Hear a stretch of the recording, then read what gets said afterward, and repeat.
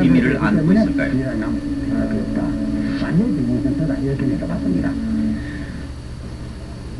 당시 이장 작업 담당자들을 만나 새로운 사실을 알 수 있었습니다. 방을 열었을 때요, 향 냄새가 강하게 났었는데, 또 향에, 저희들 처음에는 그게 향 냄새인지 뭔 차순 몰랐는데, 나중에 그 하나하나 이제 옷을 뺏겨서 보니까 여기 향 주머니가 하나 있었습니다. 저희들이 보기엔 무슨 어떤 내용인지 몰랐는데, 안동대 박물관 팀들이 그걸 보더니 향이라 그러더라고요. 향인데, 그걸 이제, 그 당시에 학자는 향 자체가 곤충 같은 걸 갖다가 못 오게끔 하는 그런 향 주머니다라는 얘기를 들었습니다. 아무래도 약품 처리 같은 거 하지 않았나, 피부에 이렇게 탄력이 있을 정도로, 그 정도로 보존 상태가 좋았었습니다. 상당히 좀 미인이다라는 그런 느낌이 들었었어요. 그러다 보니까 할아버지께서 저 아내를 너무 사랑하니까 저렇게 처리를 하지 않았나 그런 생각이 듭니다. 당시 이장 작업을 담당했던 사람들은 한 가지 놀라운 사실을 알려주었습니다. 또 다른 미이라가 발견됐다는 것입니다. 일선 문씨의 미이라가 발굴되고 며칠 후 발견된 미이라. 이번에는 남자의 미이라였습니다. 상태는 비록 일선 문씨의 미이라보다 좋지 않았지만 특이하게도 이 미이라에는 많은 편지가 들어있었습니다. 마치 미이라에 비밀이 담겨있을 것만 같은 많은 편지들. 미이라 발굴 작업에 참여했던 안동대 박물관에서는 이 오래된 편지들을 조심스럽게 복원해 나가기 시작했습니다. 편지를 복원해 나가는 과정에서 미이라의 정체도 조금씩 드러나기 시작했습니다. 뭐라고요? 예. 이 무덤이 처음에는 어느 사람의 무덤인지 확실히 몰랐는데, 이 편지 거를 통해서 이 무덤의 주인이 확실하게 이제 밝혀지게 되는 것입니다. 여기 보면 이제 자응태 답서. 그래서 이제 응태가 이제 아마 아버지한테 쓴 거야 되겠죠. 여기도 응태. 그러니까 응태가 뭐 자신이 쓴 편지거리거나 답장을 받은 거리거나 이런 것들을 이제 같이 모아서 묻어서 이제 주머니 안에 넣어서 이제 묻어놓은 것입니다.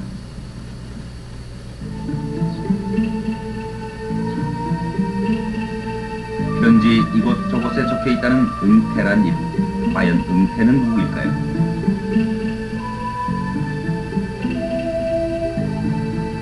자신이 모시고 있던 문중의 선산에서 나온 응태의 묘. 이도영 씨는 고성이 씨 종손으로서 족보를 뒤적여보지 않을 수 없었습니다. 족보에는 응태는 어디에 묻혔는지 알 수 없다고 돼 있습니다. 놀랍게도 응태는 앞서 발견된 미이라 일선 문씨의 손자라는 사실을 발견할 수 있었습니다.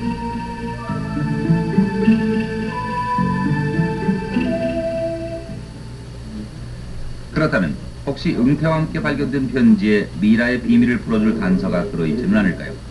복원 결과 응태와 함께 발견된 편지는 그의 형과 아내가 쓴 것이었습니다. 편지 내용으로 보니까 형이 쓴 글인데, 아우와 함께 어버이를 놓으신 지가 뭐 이제 이미 30년이 됐다. 이미 구들러 가가지고 30살 남짓하면은 아주 젊은 나이로 죽었다는 것하고, 글의 내용은 자연히 어떤 비통에 찬 그런 마음을 일으키고, 중 한 400년이 지났는데도 읽어보면은 어떤 슬픈 감정이 들 정도로 아주 정감이 잘 표현되는 그런 글입니다. 네, 이거는 이제 관 속에서 나온 신발인데요.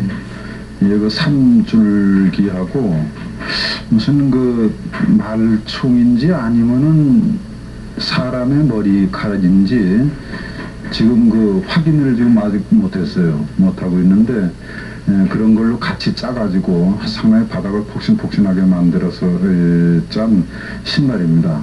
그런데 이 신발은 한지에 싸가지고 이렇게 관에다가 넣어놨었는데, 그 한지에 글씨가 있는데 부인이 쓴 거예요. 그래가지고 이신 신어보지도 못하고 돌아가셨다는 그런 글이 다른 부분은 다 글이 없어지고 부분이 남아있어요. 그래서 이게 부인이 남편을 위해서 만들어둔 신발인데, 병이 나서 신어보지 못하고 그냥 죽은 아주 안타까운 마음을 담아서 관 속에다가 넣은 걸로 이렇게 생각이 됩니다. 사랑하는 가족들의 곁을 떠나 젊은 나이로 눈을 감아했던 응태. 남은 사람들은 그 아픔을 이기지 못해 어떤 방법이라도 쓰려고 했던 걸까요? 혹시 은폐가 가는 길을 붙잡아 두려고 했던 것은 아닐까요?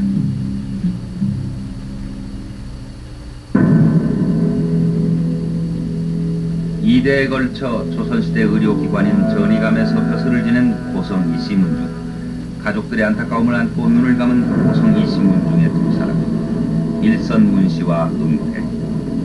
왜 하필이면 살아있는 사람들의 한을 안고 비슷한 시기에 묻힌 이 두 사람이 미이라로 남은 것일까요? 여기엔 정말 어떤 비밀이 숨어있는 것은 아닐까요?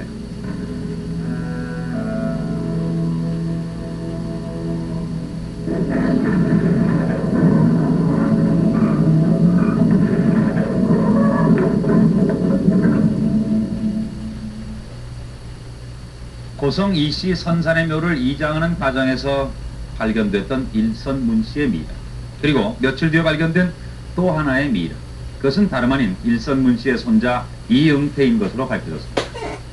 31살이라는 비교적 젊은 나이에 세상을 떠난 이응태 역시 미이라로 발견됐고, 그와 함께 발굴된 몇 통의 편지에는 동생의 죽음을 안타까워하는 형의 애절한 마음과 남편을 그리는 아내의 절절한 사연이 담겨 있었습니다. 할머니와 손자의 미이라, 그리고 편지에 담긴 사연, 망자에 대한 한을 가슴에 다 담을 수 없어 좀 더 오랫동안 생전의 모습을 유지하려 했을지도 모른다는 생각이 듭니다. 어쩌면 정말로 2대에 걸쳐 전의감에서 벼슬을 지낸 고성 이씨 문중에 미이라를 만드는 비전이 있었던 것은 아닐까요? 과연 의도적으로 미이라를 만들려고 했다면 어떤 방법을 썼던 것일까요? 경기도 광주군에서 이장을 하다가 400년 전에 땅에 묻힌 시체가 우리나라에서 미이라가 발견된 것은 이번이 처음은 아닙니다. 지난 68년 이후 미이라는 이미 여러 번 발굴된 적이 있습니다. 를 옮기다 보존 상태가 비교적 양호한 400년 된 미이라 형태의 시신 한 구를 발견했습니다.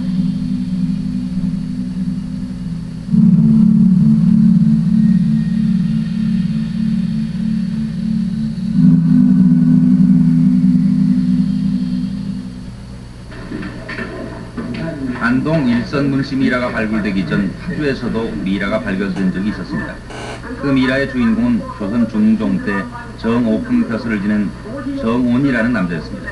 미이라의 비밀을 풀기 위해 찾아간 이곳에서 한 가지 특이한 사실을 알 수 있었습니다.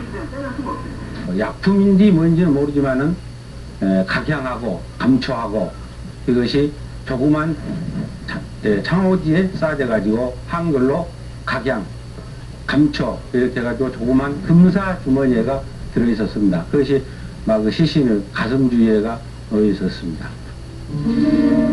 일선문씨 미이라만큼 상태가 좋았던 정온의 미이라와 함께 나온 향과 감초.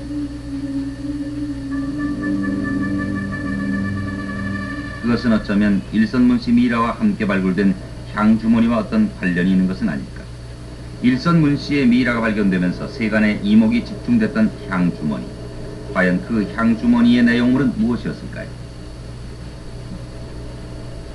향주머니 안에 물질이 열매인 줄 알고 관찰을 시작을 했는데, 관찰을 하다 보니까 열매가 아니라 꽃노을이었다는 사실을 알아냈습니다. 그래서 이렇게 꽃잎을 띄어내고 안에를 들여다보니까 많은 수술들이 이렇게 있는 것을 알 수 있었어요. 그래서 만약에 그때 그 식물이 현존하고 있다면은 그 살아있는 식물을 가지고서 성분 분석을 한다 치면 그게 어떤 미이라 보존의 어떤 향이 어떤 그 역할을 했느냐를 파악을 할 수 있을 것 같다는 생각이 들어요. 그런데 이 양이나 그런 거를 봤을 때는 그게 어떤 그 향이 어떤 미이라를 보존하는데 큰 역할을 했을 것이다라는 생각에는 좀 회의적인 생각이 좀 듭니다.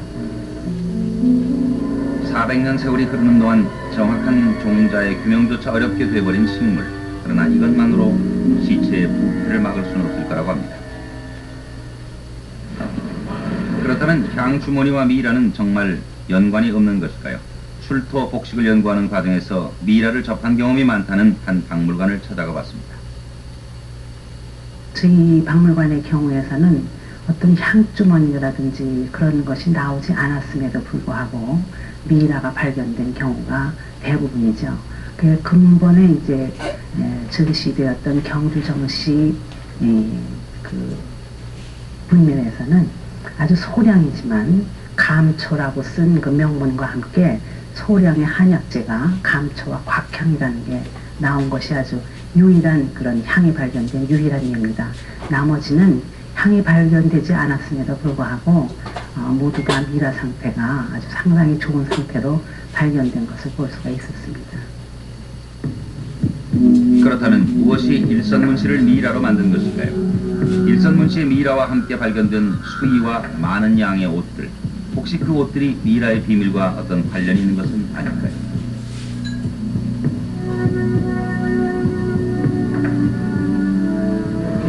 지난 94년 발견된 정온의 미라에서도 수많은 옷들이 함께 발견됐습니다. 혹시 많은 양의 옷에 방부 처리를 해서 시신과 함께 매장함으로써 부패를 막으려 했던 것은 아닐까?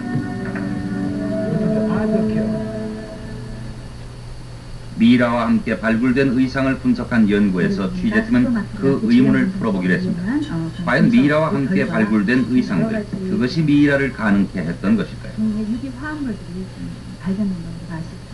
저희가 추측해 볼 때 그런 미생물들은 처음에 관에 이제 묻혀서 들어갔을 때 아주 활발한 부패 작용을 하다가 그것이 어느 정도 시간이 지나서 더 이상 영양분이 고갈된 상태다 했을 때 이것들이 휴면 상태로 들어가 있다가 지금 우리가 분석할 때 이번에 발견된 것이 아닌가 그런 생각이 듭니다. 그리고 또 파주군에서 발견된 거는 지금 분석을 계속 진행을 하고 있는데 거기서는 지금 주로 단백질계 성분이 그 유기화합물로 지금 확인이 되고 있거든요. 근데 그것들을 볼 때 뭐 특별히 방부제 성분이라고 할 만한 것들은 아직까지는 확인되지 않은 것으로 보입니다. 분석 결과 미라와 함께 들어있던 옷들에서는 특별한 방부 성분이 검출되지 않았다고 합니다. 수의와 옷도 미라와 관련이 없다면, 그렇다면 미라의 비밀은 어디서 찾아야 할까요? 취재팀은 혹시 특별한 재질로 관을 만든 것은 아닐까 하는 생각을 하게 되고 관을 만든 나무의 재질을 알아보기로 했습니다. 이명종의 관에 쓰인 나무, 미라 일선문씨의 관의 나무, 또 역시 미라로 발견된 손자 이응태 관의 나무까지 과연 어떤 나무들인지가 궁금했습니다.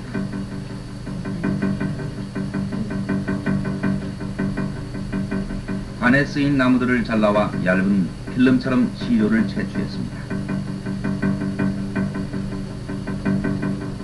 이명종의 것, 일선문씨의 것, 그리고 손자 이응태의 것을 모두 분석한 결과 미라가 나온 간이나 미라가 나오지 않은 간이나 우리나라산 소나무인 것으로 밝혀졌습니다. 특히 이 소나무는 우리나라에서는 수직적으로 표고 1300m 이하, 수평적으로는 개마고원과 같은 고지대를 제외하고는 전국 산에 어디에서나 잘 자란 나무입니다. 따라서 옛날에는 그 같은 소나무가 아름드리 나무로 크게 많이 자라고 있었기 때문에 충분히 목간용으로 쓸 수 있는 용지가 되었다고 생각이 듭니다. 취재팀은 미라를 만들어낸 방법을 알아내기 위해서 여러 가지 접근을 시도해봤습니다. 하지만 의도적으로 미라를 만들었다고 확신할 만한 근거를 발견하기는 어려웠습니다. 그렇다면 과연 미라를 만들려고는 했던 것일까요? 취재팀은 그 해결의 실마리를 미라면 가장 먼저 떠오르는 이집트의 내세관에서 찾을 수 있었습니다. 고대 이집트 사람들은 죽음을 부정하는 원리를 갖고 있었기 때문에 시체를 미라로 하여 영생시켰던 것이죠. 그에 비해 우리나라는 먼 옛날부터 삶과 죽음이 연결되어 있다고 생각해왔고, 그런 생사관에서 의도적으로 미라를 만든다는 게 상식적으로 가능한 일이었을까 의문을 갖게 됐습니다. 취재팀은 미라를 만들어낸 사상적 기반에서부터 미라의 비밀을 추적해보기로 했습니다. 약품 따위를 넣어 썩지 않도록 한 살아있는 송장을 뜻하는 말 미라. 기원전 3000년경 시작된 미라의 제작은 기원전 1000년경에 이르러 그 처리 기술이 완성됐다고 합니다. 수천 년 동안 시행착오를 거치면서 시체 보존 기술을 발달시켜온 이집트의 방부 처리사들은 죽음 속에 삶의 외관을 되살리려 했습니다. 그 사상적 기반은 무엇이었을까요? 전 세계적으로는 의도적으로 미라를 만든 것은 우리가 알기에는 이집트밖에 없습니다. 이집트 이제 내세관이라는 것이 있어가지고 그 사람이 죽으면은 사후에 심판을 받아가지고 이제 극락세계를 가느냐 또는 이제 이승세계를 맴도냐 하는 이제 그런 것이 있는데 그 심판관이 오시리스고 그래서 오시리스한테 심판을 받습니다. 받아가지고 죄가 많으면은 고블라한테 잡혀 먹습니다. 그래서 미라를 인위적으로 만들고 그 내세관에 의한 막 그 당시 종교관이죠. 그래서 그 미라를 인위적으로 만드는 유일한 세계의 예가 이집트죠. 고대 이집트 사람들은 시체에 살아있는 모습을 부여하기 위해 어떤 방법을 사용했을까요?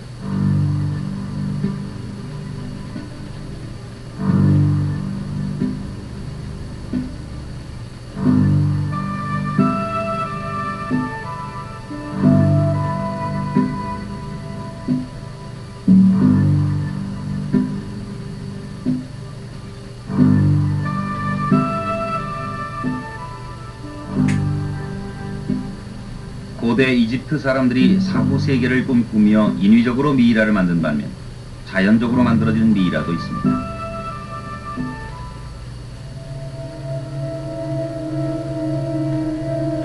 묻힌 지 오랜 시간이 지나도 썩지 않고 원형을 그대로 간직한 채 발견되는 자연 미이라에는 몇 가지 종류가 있습니다.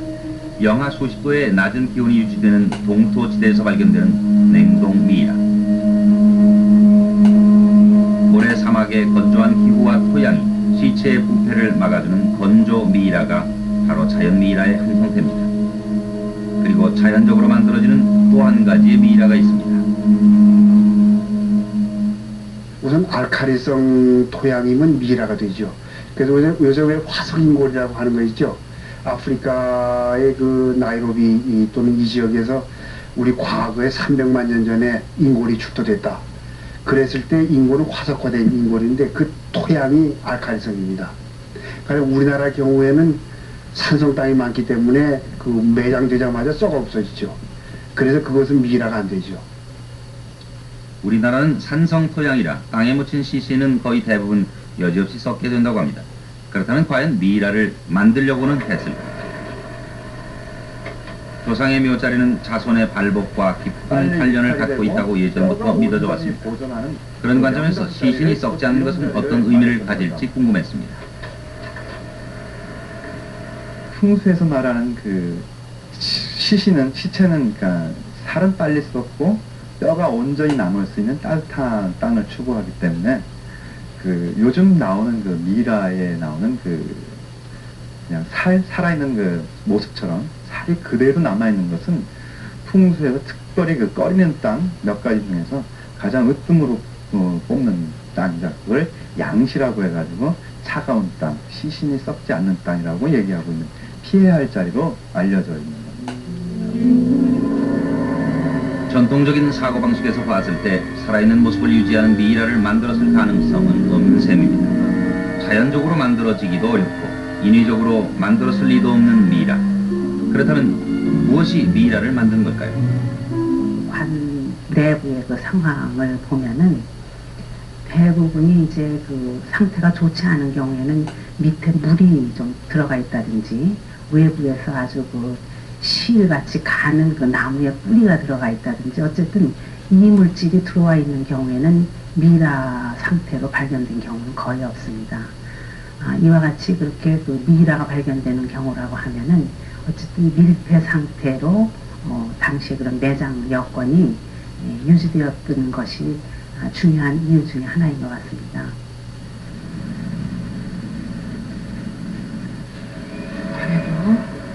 그렇다면 밀폐가 잘 되면 시체가 썩지 않고 미이라가 될 수 있다는 것일까요? 취재팀은 밀폐 상태에 따라 얼만큼 부패 정도가 달라지느냐를 알아보기로 했습니다. 세균들. 돼지고기와 두부에 호기성 세균, 즉 분열할 때 산소를 필요로 하는 세균을 주입시키고 밀폐 정도를 달리하는 4가지 상황을 설정했습니다.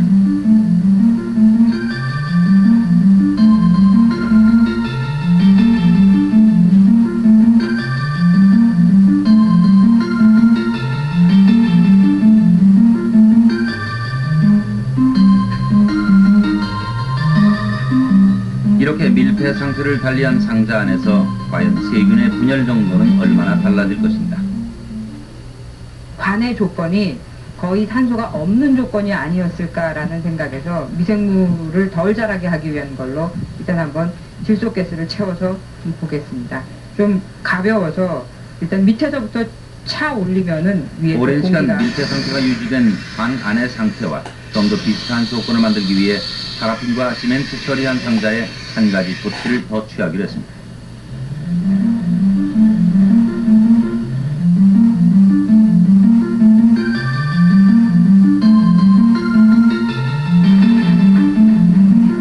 취재팀의 일정상 가능한 실험 기간은 단 5일. 원래 땅속 온도는 10도씨 안팎이지만 실험 기간이 제한되어 있는 관계로 외부 온도를 30도씨로 설정했습니다.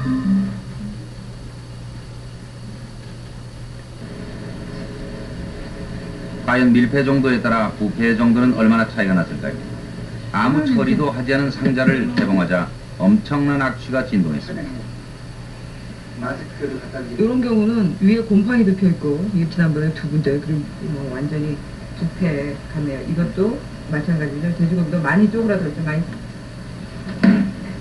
파라핀으로 밀봉 처리를 한 나무 상자 안에서는 어떻게 됐을까요? 상태는 비슷한데 요거에 비해서 훨씬 덜 쪼그라들어 있죠. 그리고 여기 보면은 이거 두부를 먹고 자라면서 마르기도 해가지고 변색이 많이 됐는데 요거는 아직도 수분이 촉촉한 상태고 덜 쪼그라들어 있죠. 덜 쪼그라들어 있고 지난번에 썼던 그 효모 색깔이 그대로 나오죠. 이거 뭐 파라핀으로 밀봉을 하지 않고 시멘트 처리한 상자 안을 살펴봤습니다. 한데 두부의 상태는 거의 비슷하죠. 두부의 상태는 곰팡이가 여기는 조금 덜 피어 있고 아직도 여기는 수분이 축축하게 남아 있는 데 비해서 요거는 이제 곰팡이가 많이 돼서 수분이 많이 날아가는데 밀폐돼 있어서 수분이 덜 날아갔다. 냄새는 마찬가지입니다. 그리고 마지막 완전히 밀폐된 상자입니다. 지금 거의 상태가 이거하고 이거가 오히려 더 동일하네요. 그죠? 여기도 약간 수분이 아직 남아있고 고기의 부패 정도로 봐서는 고기의 빨간 성분은 단백질이 주성분이고 그 다음에 비계는 아시다시피 이제 기름 덩어리니까는 기름은 미생물이 잘 분해를 못 하거든요. 그래서 여기는 좀 덜 핀 데 비해서 여기는 뭐 고기 부분이 많이 있어가지고 실험 결과 밀폐 정도에 따라 미생물들의 활동 능력이 수십 배 혹은 수백 배 이상 느려져 부패 속도를 지연시킨다는 사실을 알 수 있었습니다. 외가입니다. 요 안에 관이 또 있었어요. 그렇지만 산성 토양에서 몇백 년 동안 밀봉 상태를 유지한다는 게 과연 가능한 일일까요? 취재팀은 지금까지 발굴된 미라들을 좀 더 다각적으로 살펴보기로 했고 그 결과 한 가지 공통적인 사실을 발견할 수 있었습니다. 지금까지 발굴된 대부분의 미라들의 사망 연대가 15, 16세기에 집중적으로 몰려있다는 사실, 그리고 이와 관련해 또 한 가지의 공통점을 발견했습니다. 조선조 때의 무덤의 양식에서 근거가 되는 것 같습니다. 왜냐하면 이제 그 사람이 죽으면 이제 칠성판에다 놓고 이제 염을 내서 대개 이제 목곽에다가 이제 안치를 하고 그것을 땅을 박아 넣는데 그 땅하고 목관하고 사이에 빈 공간을 그 소위 산물회라는 회다짐을 합니다.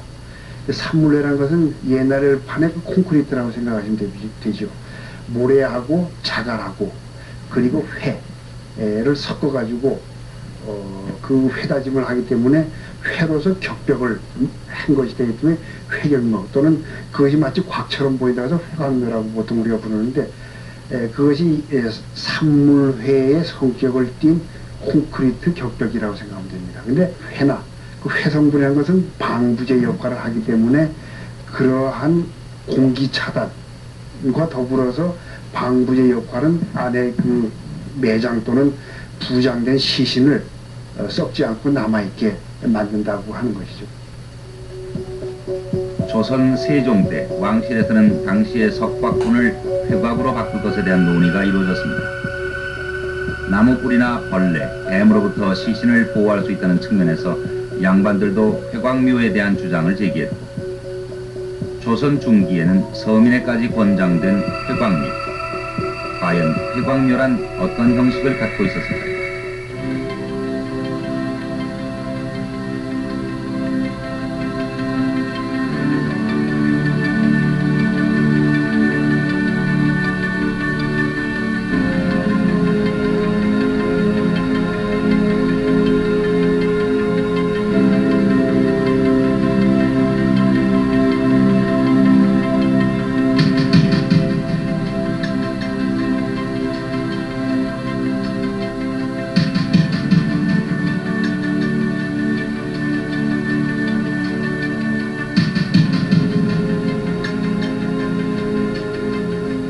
회광묘의 특성상 밀폐 상태를 유지하기 쉬웠을 것으로 보입니다.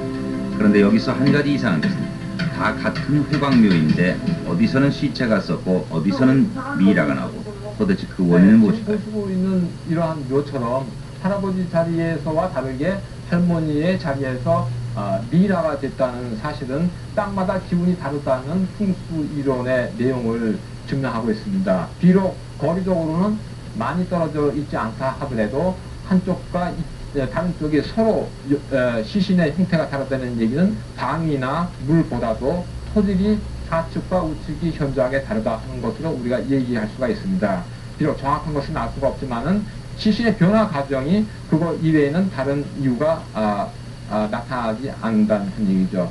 즉 땅이 갖고 있는 토질에 의해서 가스가 달라지는데 그 가스가 시신의 부패 과정을 다르게 했다 그것입니다. 시신의 상태가 다른 건 관을 둘러싸고 있는 토질 때문이라고 합니다. 그렇다면 혹시 관을 둘러싸고 있는 토질, 즉 회곽의